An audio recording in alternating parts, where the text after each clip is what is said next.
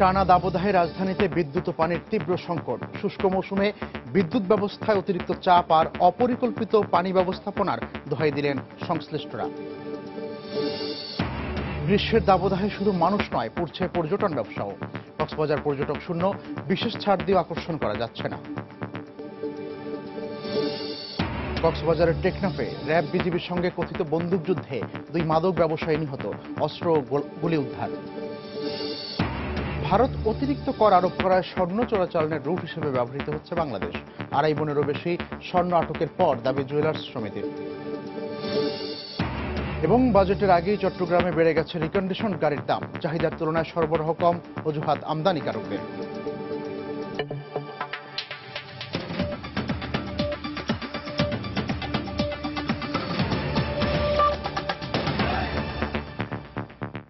সময় সংবাদের সঙ্গে আছি আমি মিজানুর রহমান কবির।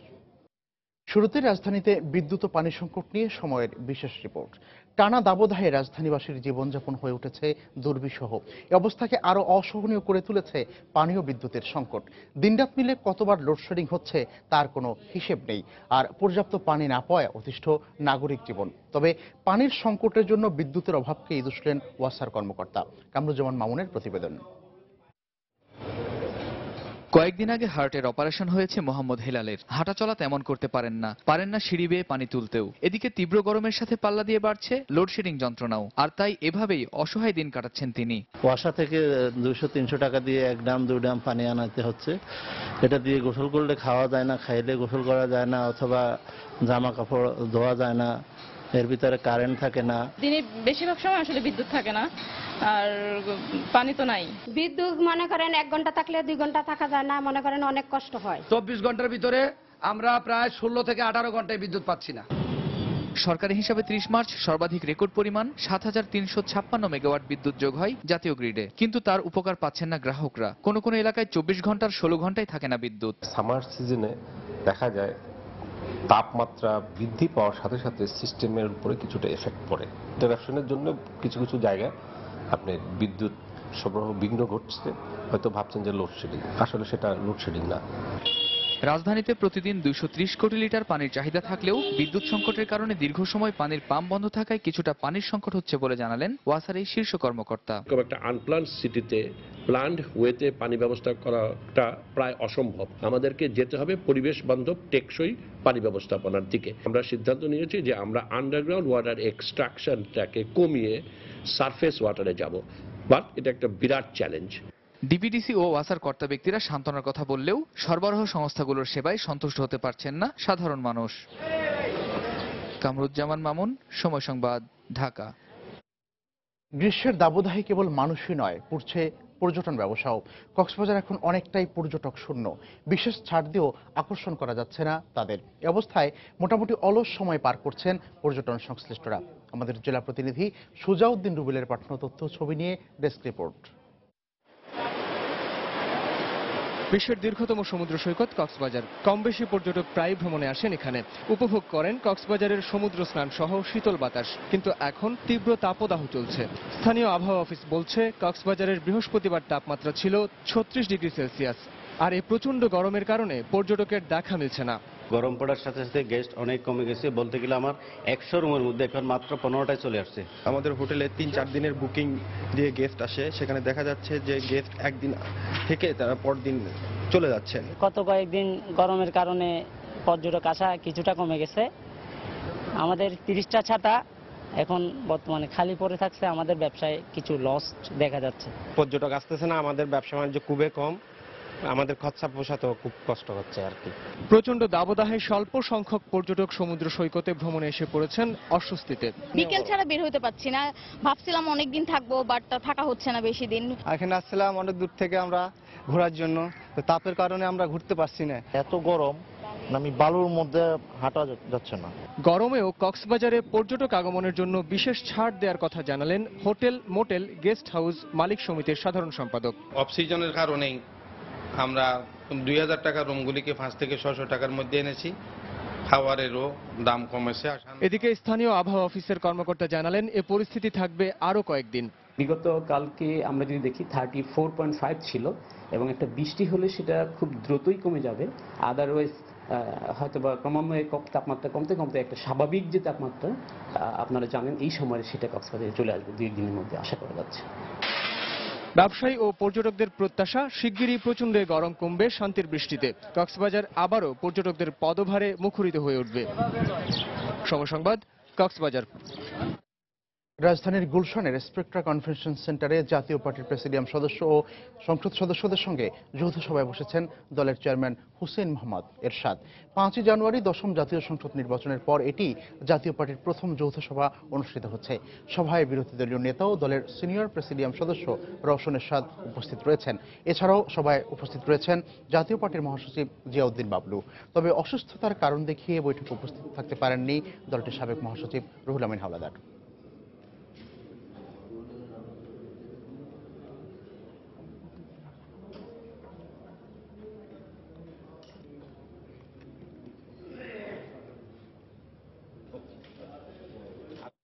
এদিকে গরমের তীব্রতায় বিভিন্ন এলাকার মতো ঝিনাইদহেও ডায়রিয়া সহ গরমজনিত নানা রোগে আক্রান্ত হচ্ছেন অনেকেই।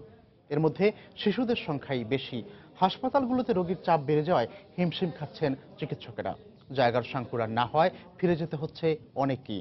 জেলা প্রতিনিধি শাহনেওয়াজ খান সুমনের পাঠানো তথ্য ছবি নিয়ে ডেস্ক রিপোর্ট। কয়েকদিনের টানা দাবদাহে জেলার সদর হাসপাতাল সহ উপজেলা স্বাস্থ্য কমপ্লেক্সগুলোতে এখন রোগীদের উপচে পড়া ভিড়। ডায়রিয়া, কলেরা ও অ্যাজমা সহ নানা রোগে আক্রান্ত হয়ে হাসপাতালে বাড়ছে ছোট বড় সহ নানা বয়সী রোগীর সংখ্যা। ধারণ ক্ষমতা চেয়ে রোগীর চাপ বেশি থাকায় সেবা দিতে হিমশিম খেতে হচ্ছে হাসপাতাল কর্তৃপক্ষকেও।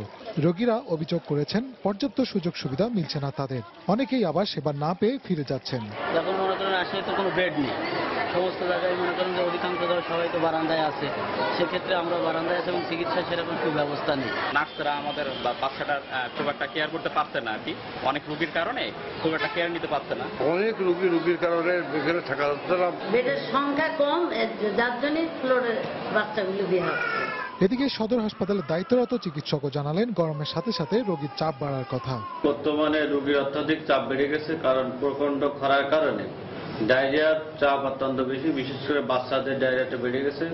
গত 24 ঘন্টা আমার এখানে 23 জন রোগী ভর্তি ছিল এবং প্রতিদিন 50 জন মতো রোগী শুধু ডায়রিয়ার কারণে আসছে। এবং আমরা আউটডোর থেকে ট্রিটমেন্ট দিচ্ছি এবং যেগুলো ভর্তি করছি। গত 12 দিনে জেলা সদর হাসপাতাল ও উপজেলা স্বাস্থ্য কমপ্লেক্সগুলোতে অন্তত 1,500 রোগী ভর্তি হয়েছেন, যাদের বেশিরভাগই শিশু। সময় সংবাদ, ঝিনাইদহ। স্বর্ণ আমদানিতে ভারত অতিরিক্ত কর আরোপ করায় বাংলাদেশ স্বর্ণ চোরাচালানের রুট হিসেবে ব্যবহৃত হচ্ছে এমন মন্তব্য করেছেন বাংলাদেশ জুয়েলার্স সমিতির সভাপতি দিলীপ কুমার রায়। গতকাল শাহজালাল বিমানবন্দরে তৃতীয় বৃহত্তম স্বর্ণের চোরাচালান আটকের পর তিনি সময় সংবাদকে একথা বলেন। এ সময় তিনি আরো বলেন, সম্প্রতি ভারত সরকার প্রতি ভরি স্বর্ণ আমদানিতে 4,000 টাকা কর আরোপ করায় স্বর্ণের দাম বৃদ্ধি পেয়েছে। আমাদের দেশে স্বর্ণের উপর আরোপিত কর কম হয় বাংলাদেশকে রুট হিসেবে বেছে নিয়েছে চোরাচালানিরা। তবে এভাবে চোরাচালানের স্বর্ণ বাজারে ঢুকলে প্রকৃত ব্যবসায়ীরা ক্ষতির মুখে পড়বেন বলেও মন্তব্য করেছেন তিনি। গতকাল শাহজালাল আন্তর্জাতিক বিমানবন্দর থেকে 2.5 মনেরও বেশি ওজনের স্বর্ণের বার সহ জড়িত সন্দেহে একজনকে আটক করে শুল্ক গোয়েন্দা বিভাগ।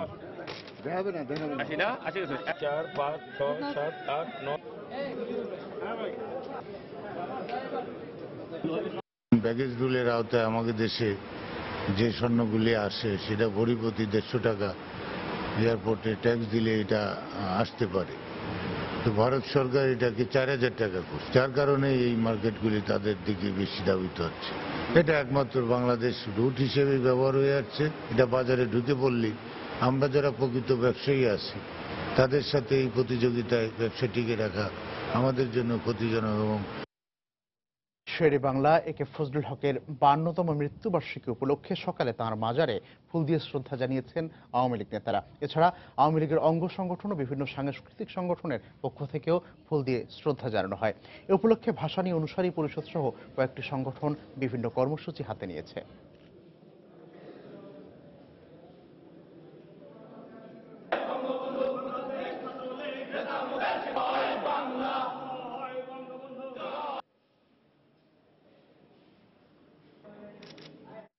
সময় সংবাদে আরো থাকছে, সিরাজগঞ্জে বাস ট্রাক মালিক শ্রমিকদের ডাকা অনির্দিষ্টকালের পরিবহন ধর্মঘট, চরম ভোগান্তিতে যাত্রীরা। কক্সবাজারের টেকনাফে র্যাব ও বিজিবির সঙ্গে কথিত বন্দুকযুদ্ধে 2 মাদক ব্যবসায়ী নিহত হয়েছে। রোববার ভোর 5টায় নেচার পার্ক এলাকায় এই ঘটনা ঘটে। পুলিশ ও র্যাব জানায় একটি গাড়িতে মাদক পাচার হচ্ছে। ভোর 5টায় এমন সংবাদের ভিত্তিতে নেচার পার্ক এলাকায় টহল বসায় র্যাব ও বিজিবির সদস্যরা। ওই এলাকা দিয়ে যাবার সময় থামানোর চেষ্টা করলে গাড়িটি না থামিয়ে দ্রুতগতিতে পালিয়ে যায়। র্যাব ও বিজিবি সদস্যরা গাড়িটির পিছু নিলে তাদের লক্ষ্য করে গুলি ছোড়া হয়।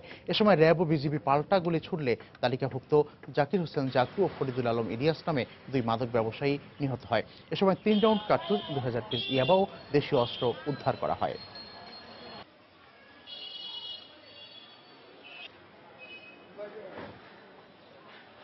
নতুন বাজেট ঘোষণার আগেই বন্দরনগরী চট্টগ্রামে বেড়ে গেছে রিকন্ডিশন প্রাইভেট কার সহ সব ধরনের বাণিজ্যিক গাড়ির দাম। 1 মাসের ব্যবধানে মডেল অনুসারে গাড়ির দাম বেড়ে গেছে 1 থেকে 4 লাখ টাকা পর্যন্ত। তবে আমদানিকারকরা বলছেন জাপানেই রিকন্ডিশন গাড়ির দাম বাড়ার পাশাপাশি চাহিদার তুলনায় দেশে গাড়ির সরবরাহ কমে যাওয়ায় এই দাম বেড়েছে। বিস্তারিত জানাচ্ছেন হাজেরা শৌরি। শখ বা বিলাসিতা নয়, নানা কাজে গাড়ি এখন অতি প্রয়োজনীয় হয়ে পড়েছে। এক্ষেত্রে কম দাম ও টেকসই হওয়ায় মধ্যবিত্তদের কাছে রিকন্ডিশন গাড়ির চাহিদা বেশি। কিন্তু বাজেটের আগে চট্টগ্রামে অস্বাভাবিকভাবে বেড়ে গেছে সব ধরনের গাড়ির দাম। এতে বিপাকে পড়েছেন কম বাজেটের ক্রেতারা। সবচেয়ে জনপ্রিয় এলিয়ন গাড়ির দাম 1.5 লাখ টাকা এবং প্রিমিয়র দাম বেড়েছে 1,03 লাখ টাকা। চলতি বছরে 3 মাসে শুধু চট্টগ্রাম বন্দর দিয়ে 2197টি গাড়ি আমদানি হলেও কমছে না গাড়ির দাম। নতুন বাজেটে শুল্ক বাড়বে এমন আশঙ্কায়ও তড়িঘড়ি করে গাড়ি কিনছেন অনেকে। সবাই বলতেছে বাজেটের কারণে একটু বাইরে গেছে, বাংলাদেশ সরকারকে বাজেট বাড়ায় দেওয়ার সম্ভাবনা আছে। গত মাস থেকে এই মাসে দেখলাম প্রত্যেক গাড়িতে 1 লাখ টাকা করে বেড়ে যাচ্ছে। তো আমি আর ডিলে না করে তাই এই মাসের মধ্যেই আমি গাড়ির কেনার কাজটা সেরে ফেলতে চাচ্ছি। গাড়ি ব্যবসায়ীরা বলছেন জাপানের রিকন্ডিশন গাড়ির দাম বাড়ার ফলে শুল্ক বৃদ্ধি এবং চাহিদার তুলনায় সরবরাহ কম হওয়ায় দাম বেড়েছে। গাড়ির দামও জাপানেও বেড়ে গেছে, প্রতি গাড়িতে 1 থেকে 1,500 2,000 ডলার পর্যন্ত বেড়ে গেছে। তার কারণেই কিন্তু বাজেটের আগে গাড়ির দামটা বেড়ে গেছে স্বয়ংক্রিয়ভাবে। প্রিমিয়াম এবং এলিয়ন এই গাড়িগুলোর ক্ষেত্রে চলতি মাস থেকে আমাদের যে শুল্ক মূল্যের ভিত্তি সেটার কারণেই কিন্তু 50,000 টাকা করে ট্যাক্স বেড়ে গেছে। এটা ইয়েলো বুক মূল্যের কারণে। বিক্রেতাদের দাবি গাড়ি আমদানিতে আগের মতো ব্যাংক ঋণ না পাওয়ায় চাহিদা অনুযায়ী গাড়ি আনা যাচ্ছে না। এছাড়া টাকার বিপরীতে জাপানি ইয়েন শক্তিশালী হওয়ায় গাড়ির দাম বাড়ছে। ব্যাংকে সবাইকে লোন দিতে যাচ্ছে না, সবাইকে এলসি খুলতে দিতে যাচ্ছে না। এই জন্য সিসিটাও কমে আসছে, ইন্টারেস্ট রেটটাও আপনার বেড়ে গেছে একটু, যার ফলে আপনার এফেক্টটা হচ্ছে গাড়ি ব্যবসায়ীদের প্রতি। সবাই সব সময় গাড়ি ইম্পোর্ট করতে পারতেছে না। চলতি অর্থ বছরে এ পর্যন্ত চট্টগ্রাম ও মংলা সমুদ্র বন্দর দিয়ে শুধু রিকন্ডিশন গাড়ি আমদানি হয়েছে 10,000। হাজেরা শিউলি, সময় সংবাদ, চট্টগ্রাম। প্রতিষ্ঠার 2 যুগেও উন্নত হয়নি সিরাজগঞ্জের বিসিক শিল্পনগরী। পানি নিষ্কাশন আর ড্রেনেজের সুষ্ঠু ব্যবস্থার অভাব ছাড়াও পর্যাপ্ত রাস্তা না থাকার কারণে ব্যবসায়ীদের পোহাতে হচ্ছে নানা ভোগান্তি। সিরাজগঞ্জ প্রতিনিধি রিঙ্কু কুণ্ডুর পাঠানো তথ্য ছবি নিয়ে ডেস্ক রিপোর্ট। সিরাজগঞ্জ সদর উপজেলার শিয়ালকোলে গড়ে উঠেছে সিরাজগঞ্জ বিসিক শিল্পনগরী। এতে প্রায় 1800 শ্রমিকের কর্মসংস্থানের সুযোগ হয়েছে। এখানে রয়েছে স্পিনিং মিল, বেকারি, টেক্সটাইল, পাথর চুন, লবণ সহ আরো অনেক কারখানা। কিন্তু এতগুলো কারখানা গড়ে উঠলেও পর্যাপ্ত রাস্তা, ড্রেনের অভাবে একটু বৃষ্টিতেই তলিয়ে যায় পুরো বিসিক এলাকা। নির্দিষ্ট জায়গা না থাকায় যত্রতত্র ফেলা হচ্ছে ময়লা, ফলে দুর্গন্ধে এই এলাকায় টিকে থাকা দায়। বিসিকের সামনে যে পানি অনেক ক্ষতি হইতেছে, রাস্তাঘাটে দুর্গন্ধ বাড়াইতেছে। প্রোডাকশন সে অনুপাতে আমাদের গ্যাস নাই, আবার থেকে বিদ্যুৎ সাপ্লাই নাই। বৃষ্টি হলে পরে পানি ফ্যাক্টরির মধ্যে আসে, এখানে ড্রেনের ব্যবস্থা নাই। এসব সমস্যার সমাধান হলে সিরাজগঞ্জ বিসিক আরো সমৃদ্ধশালী এবং ব্যবসায়ীদের বিনিয়োগও বাড়বে বলে মনে করেন সিরাজগঞ্জ চেম্বার অফ কমার্সের এই নেতা। ইন্ডাস্ট্রি করার জন্য যে পরিবেশটা, সেই পরিবেশটা ভালো নাই, যার কারণে আমাদের সিরাজগঞ্জের ব্যবসায়ীরা এখানে শিল্প কলকারখানা স্থাপনের জন্য খুব একটা আগ্রহী না। এদিকে পানি নিষ্কাশন সহ বিভিন্ন সমস্যার কথা স্বীকার করে সমাধানের আশ্বাস দিলেন বিসিক কর্মকর্তা। আউটলেটের পানিটা যদি সরকারি জায়গা দিয়ে সেরকম ধরনের কোনো জায়গাতে আমরা ফেলতে পারি যাতে করে পরবর্তীতে কোনো সমস্যা না হয়, তারপর আমরা সজাগ আছি এবং এটা কর্তৃপক্ষের সঙ্গে আমাদের সার্বক্ষণিক যোগাযোগের অব্যাহত আছে। 1987 সালে প্রায় 12 একর জমির উপর নির্মিত এই বিসিক শিল্প নগরীতে বর্তমানে 15টি শিল্প প্রতিষ্ঠান রয়েছে। সময় সংবাদ, সিরাজগঞ্জ। সময় সংবাদ আরো থাকছে। দক্ষিণ কোরিয়ার জাহাজডুবির ঘটনার দায় স্বীকার করে পদত্যাগ করলেন প্রধানমন্ত্রী চুং হং উন। সিরাজগঞ্জে জেলা বাস ট্রাক মালিক ও শ্রমিক ইউনিয়নের ডাকা অনির্দিষ্টকালের পরিবহন ধর্মঘট চলছে। জেলা মোটর শ্রমিক ইউনিয়নের নেতারা জানান, পুলিশ শনিবার সিরাজগঞ্জ কেন্দ্রীয় বাস টার্মিনালে ঢুকে পরিবহন শ্রমিকদের উপর টিয়ারশেল ও রাবার বুলেট নিক্ষেপ করে। ওই ঘটনার প্রতিবাদে তারা আজ ভোর থেকে অনির্দিষ্টকালের জন্য এই পরিবহন ধর্মঘট ডেকেছেন। এদিকে ধর্মঘটের কারণে জেলার কেন্দ্রীয় বাস টার্মিনাল থেকে সব ধরনের বাস চলাচল বন্ধ রয়েছে। এছাড়া বন্ধ রয়েছে সিএনজি চালিত অটোরিকশা সহ ব্যাটারি চালিত ইজি বাইকগুলো। এতে চরম ভোগান্তিতে পড়েছেন যাত্রীরা।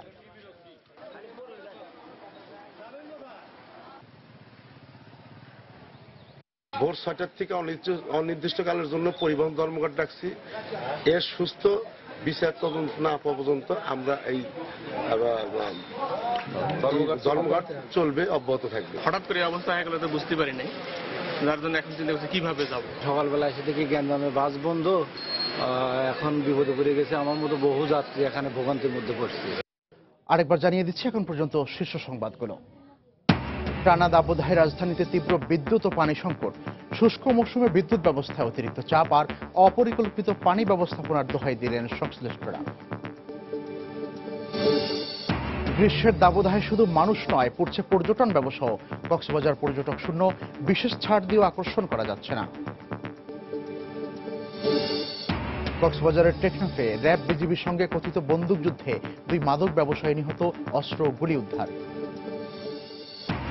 ভারত অতিরিক্ত কর আরোপ করায় স্বর্ণ চোরাচালানের রুট হিসেবে ব্যবহৃত হচ্ছে বাংলাদেশ। 2.5 মনেরও বেশি স্বর্ণ আটকের পর দাবি জুয়েলার্স সমিতি। এবং বাজেটের আগেই চট্টগ্রামে বেড়ে গেছে রিকন্ডিশন গাড়ির দাম। চাহিদার তুলনায় সরবরাহ কম, অজুহাত আমদানিকারকদের।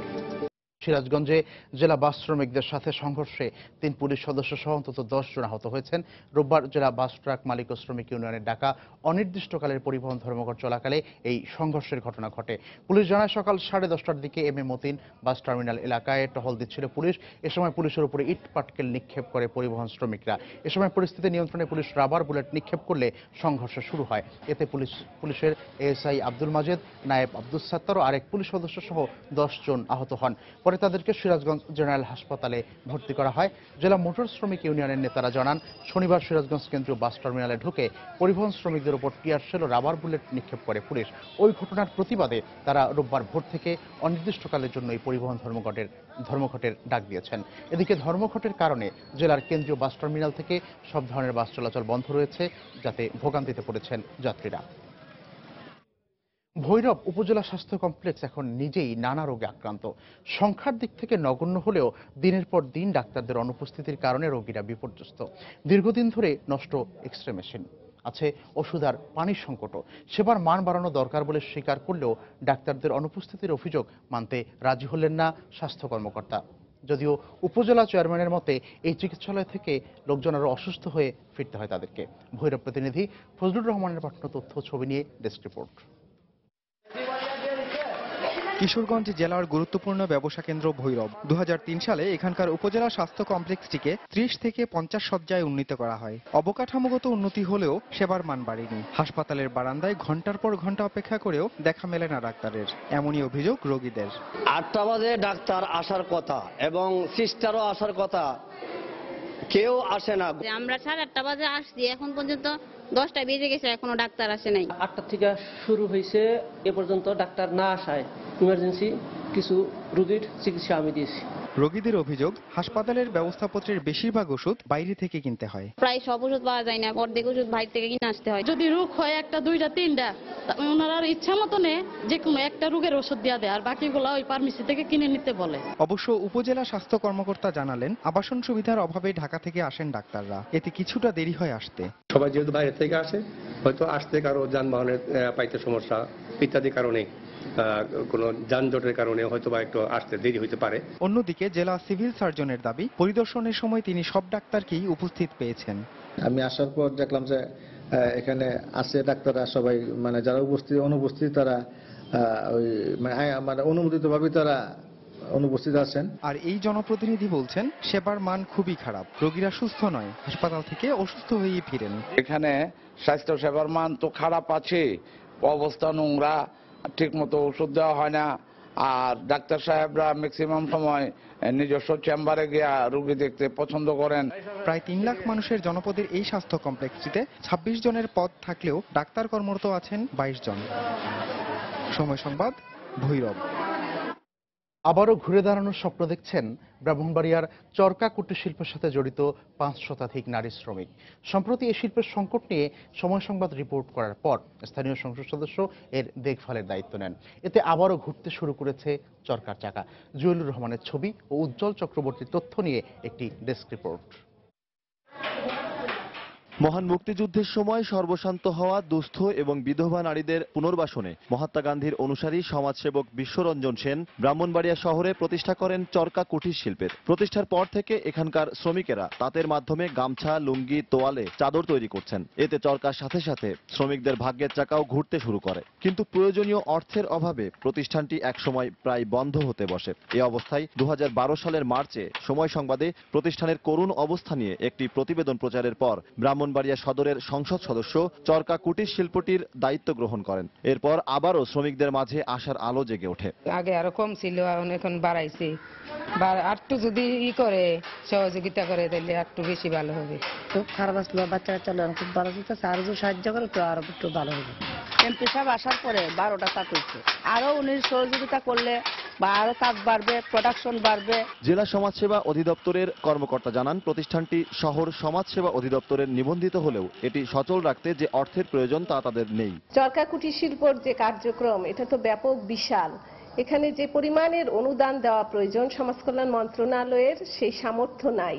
তো এখানে সরকারের পৃষ্ঠপোষকতা প্রয়োজন। এদিকে ব্রাহ্মণবাড়িয়া সদর আসনের সংসদ সদস্য জানান, চরকা কুটির শিল্পটি যাতে একটি সুন্দর প্রতিষ্ঠান হিসেবে কাজ করতে পারে সে লক্ষ্যে কাজ করছেন তারা। অতীতে যারা এটা দায়িত্ব পালন করেছিলেন তারা ব্যাপারে মনোযোগী ছিল না এবং প্রতিষ্ঠানটি প্রায় উচ্ছন্ন যাওয়ার মতো অবস্থা হয়েছিল। বছর খানের মধ্যে তার নিজস্ব শোরুম আমরা করতে পারবো এবং শোরুম করে একটা চমৎকার পরিবেশ করতে পারবো। ব্রাহ্মণবাড়িয়া শহরের মেড্ডা এলাকায় প্রায় 48% জমির ওপর 1973 সালে যাত্রা শুরু করে বিশ্বরঞ্জন সেন চরকা কুটির শিল্প। সময় সংবাদ, ব্রাহ্মণবাড়িয়া। দেশের বাইরের খবর। দক্ষিণ কোরিয়ায় জাহাজডুবির ঘটনায় ব্যর্থতার দায় স্বীকার করে পদত্যাগের ঘোষণা দিয়েছেন দেশটির প্রধানমন্ত্রী চুং হং উন। গেল 16 এপ্রিল 476 জন যাত্রী নিয়ে ডুবে যায় একটি জাহাজ। এতে এখন পর্যন্ত ডুবুরির 183টি মৃতদেহ উদ্ধার করেছেন। নিখোঁজ রয়েছে আরও 1.5 শতাধিক। তবে কবে নাগাদ নৌযানটির উদ্ধার কাজ শেষ হবে তা জানাতে পারছেন না কর্তৃপক্ষ। তাই এরই মধ্যে তীব্র ক্ষোভ ও হতাশা জানিয়েছেন নিখোঁজদের স্বজনেরা। এখন পর্যন্ত জাহাজটির 111টি কক্ষের মধ্যে মাত্র 35টি কক্ষে সন্ধান চালানো সম্ভব হয়েছে। এদিকে কর্তব্যে অবহেলার দায়ে জাহাজের 15 জন ক্রুকে আটক করেছে পুলিশ। মার্কিন প্রেসিডেন্ট বারাক ওবামা এ ঘটনায় গভীর শোক প্রকাশ করেছেন।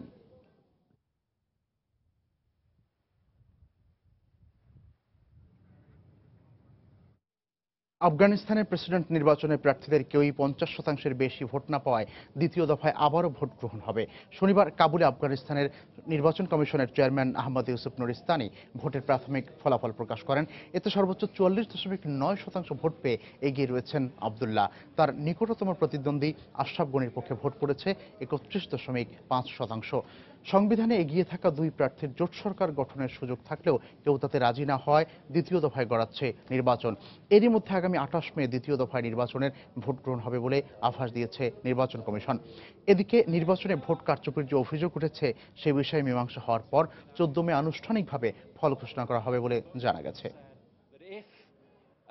The polling is accurate, if there isn't widespread fraud, then they will accept the results of the first round and they will both প্রত্যাশার চাপ প্রভাব ফেলেছে টাইগারদের মাঠের পারফরমেন্সে।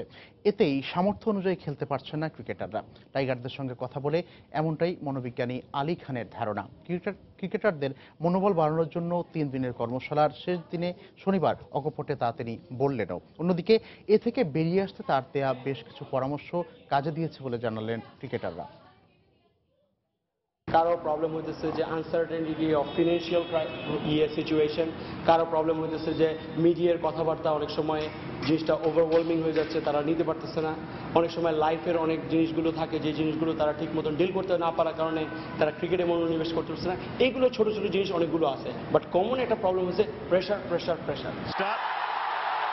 চাপ এই শব্দটা এখন বেশ পরিচিত এবং অনাকাঙ্ক্ষিত বাংলাদেশের ক্রিকেটারদের জন্য।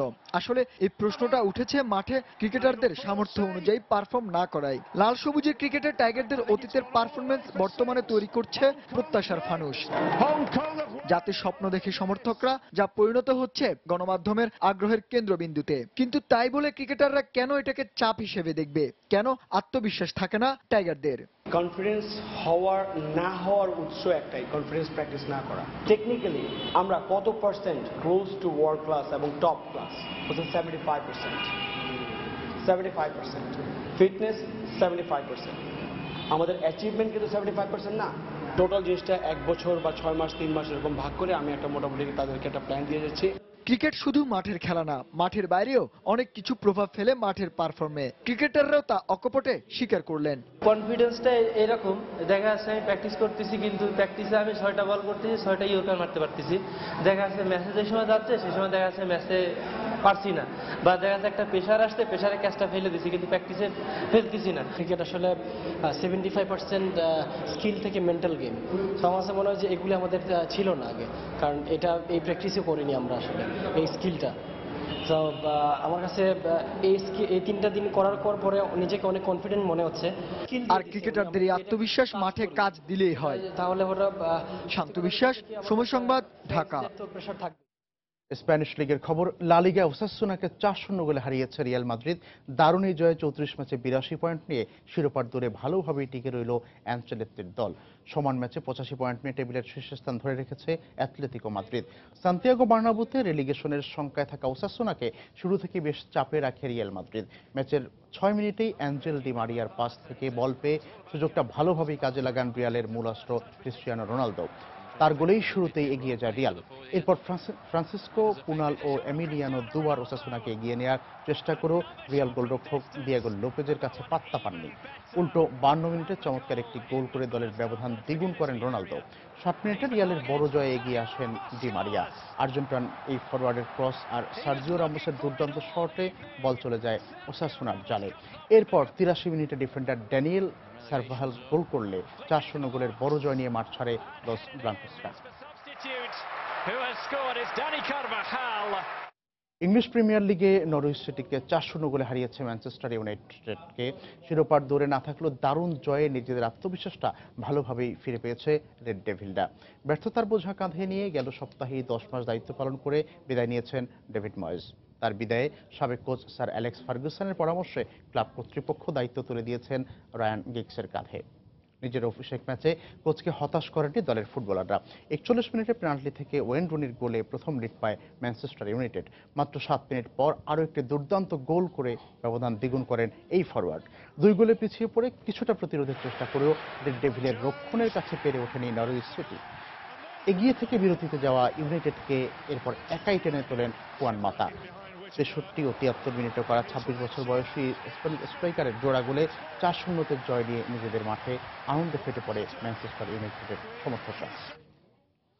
এদিকে আজ ইংলিশ প্রিমিয়ার লিগের বিগ ম্যাচে মুখোমুখি হবে পয়েন্ট টেবিলের 2 শীর্ষ দল চেলসি ও লিভারপুল। এই ম্যাচ জিতলে দীর্ঘ 24 বছর পর শিরোপা জয় অনেকটাই নিশ্চিত হয়ে যাবে অল রেডদের। এদিকে শিরোপা স্বপ্ন বাঁচিয়ে রাখার মিশনে অন্য ম্যাচে ক্রিস্টাল প্যালেসের মুখোমুখি হবে ম্যানচেস্টার সিটি।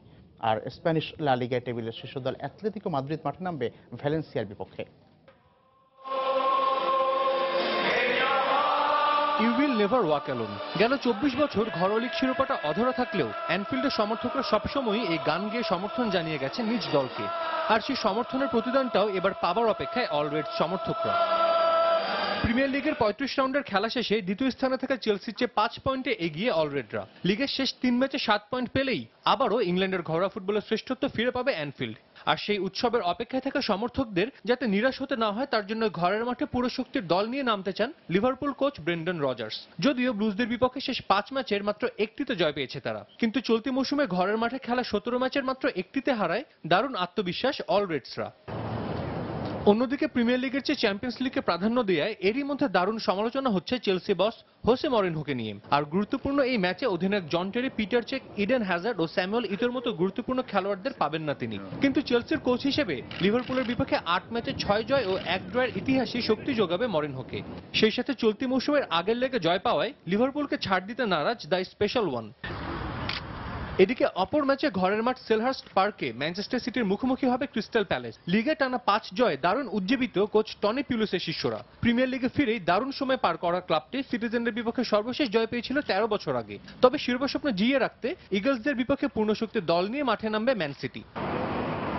অন্যদিকে লা লিগায় ঘরের মাঠে ভ্যালেন্সিয়া মুখোমুখি হবে তালিকার শীর্ষ দল অ্যাটলেটিকো মাদ্রিদের। ভ্যালেন্সিয়ার বিপক্ষে সর্বশেষ 5 ম্যাচের 2টিতে জয় পেলেও ঘরোয়া লিগে সম্প্রতি দুর্দান্ত ফর্মে আছে মাদ্রিদের ম্যাট্রেস মেকাররা। তাই লস চেদের বিপক্ষে জয়ের প্রত্যয়ে মাঠে নামবে কোচ দিয়েগো সিমিওনের শিষ্যরা। সাজিদ মুস্তাহিদ, সময় সংবাদ।